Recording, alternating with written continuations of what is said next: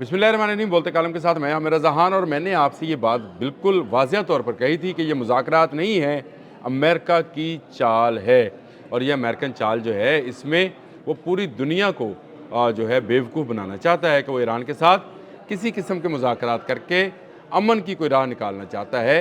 वो जंग का इंतज़ार कर रहा है, और इंतज़ार कर रहा है किस चीज़ का, कि उसका जेराल्ड आर फोर्ड जो है दुनिया का सबसे बड़ा त्यारा बरदार जहाज़, वो पहुँचे खलीज में, और उसके बाद वो ईरान पर हमलावर हो। अब ये खबर जब भी मैंने डिस्कस की तो बहुत सारे व्लॉगर्स ने इसके अगेंस्ट कहा कि नहीं, मुज़ाकरात होने चाहिए, आप शायद जंग लगाना चाहते हैं। मैं जंग नहीं लगवाना चाहता, मैं अमेरिका के अज़ाइम बताना चाहता हूँ। अब रॉयटर्स की स्टोरी है, आज के दिन की रॉयटर्स की स्टोरी है, जिसमें उसने उसको एक्सक्लूसिव कहा है।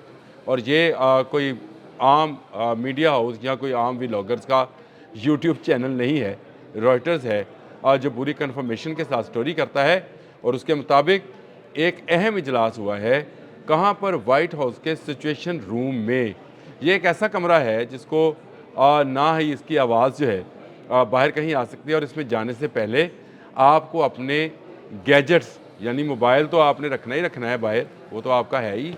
आपको अपनी घड़ी वो भी उतारनी पड़ती है, और आपको अपनी ऐनक भी देना पड़ती है। ये सिचुएशन रूम उन मुशीरान के लिए है जो आखिरी और कतई रिपोर्ट तैयार करते हैं कि क्या ईरान पर या किसी मुल्क पर भी हमला करना है या नहीं करना है। रॉयटर्स के ज़राए के मुताबिक तैयारी की जा रही है एक लंबी जंग की।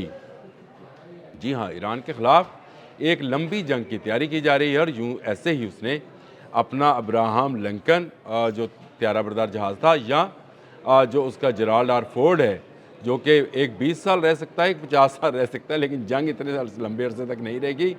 लेकिन कई हफ्तों पर मुहित जो है जंग, उसको जारी रखने के लिए तैयारी की जा रही है और फ़ौजों को डिप्लॉय किया जा रहा है। इस सिचुएशन रूम के अंदर मुशीरान ने कहा है कि तमाम अमरीकी फ़ौजी अड्डों पर अमरीकी फ़ौज की तैनाती मार्च के वस्त तक मुकम्मल कर लीजिए। ये स्टोरी का हिस्सा है जो मैं आपको बता रहा हूँ, अपनी तरफ से कोई बात नहीं बता रहा। मैंने कल भी ये कहा था कि ये मुज़ाकरा नाकाम है, मैं आज भी कह रहा हूँ ये मुज़ाकरा नाकाम है। मार्क रूबियो जो कि सेक्रेटरी ख़ारजा हैं अमेरिका के, वो भी ये कह रहे हैं कि ये मुज़ाकरात कामयाब होते नज़र नहीं आते। जिनको नज़र आ रहे हैं वो भी तो सामने आए भाई, उनको क्या उनके पास दलाइल हैं कि ये मुज़ाकरात कामयाब होंगे। पहली बात तो ये है, ये दो फ़रीक़ैन के आमने सामने वाले मुज़ाकरात नहीं है, बिलवास्ता शिरकत है। अमान उसमें मीडिएटर है, और अमान ही वो मुल्क होगा जो ईरानी तेल के पैसे को टेक केयर करेगा, जिस तरह से कतर इस वक्त वेनेजुएला के तेल के पैसे को, यानी उसके वहाँ से निकलने वाले आयल की फ़रोख्त से जो पैसा हासिल हो रहा है, कतर के अकाउंट में जा रहा है।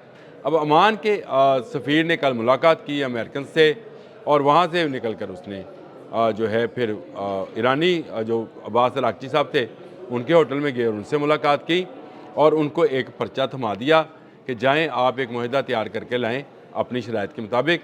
लेकिन इसके साथ साथ ही अभी ये मुज़ाकरात का अमल ख़त्म हुए, यानी ये जो चले बिलवास्ता मुज़ाकरात ही मैं भी कह देता हूँ इसका, हालांकि मैं इसको मानता नहीं हूँ।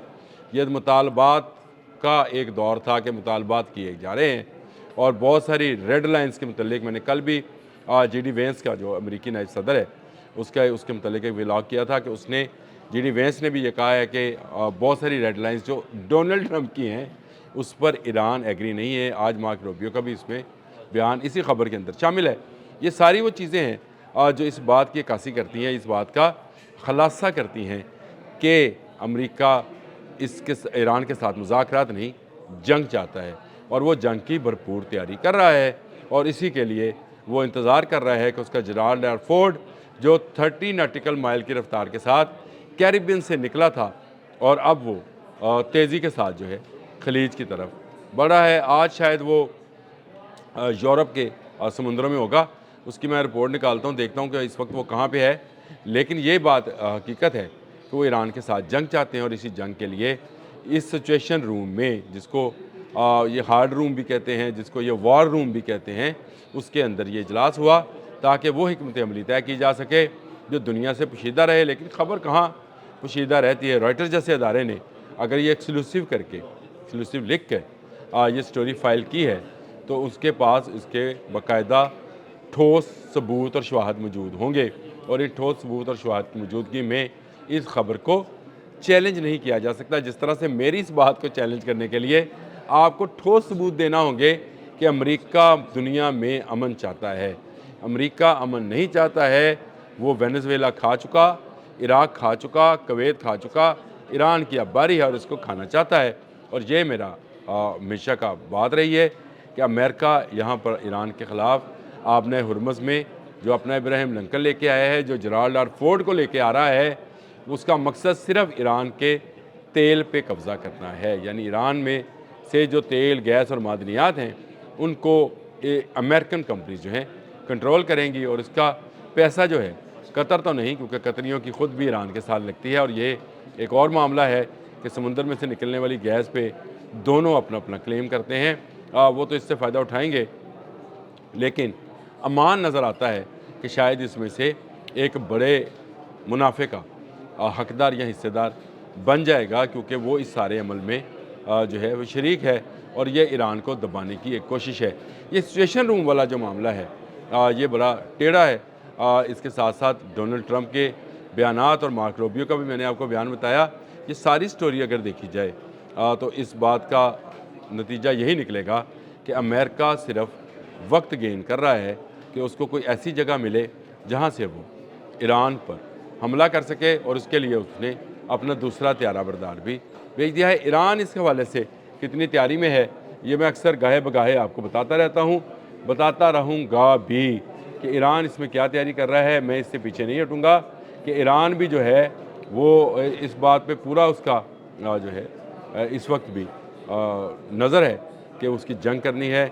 अली हामनई के बयानात जो हैं वो भी जंग पर आमादा होते नज़र आते हैं कि पासदारान इंकलाब सर कटा देंगे, अमेरिका के सामने अपना सर नगूं नहीं करेंगे।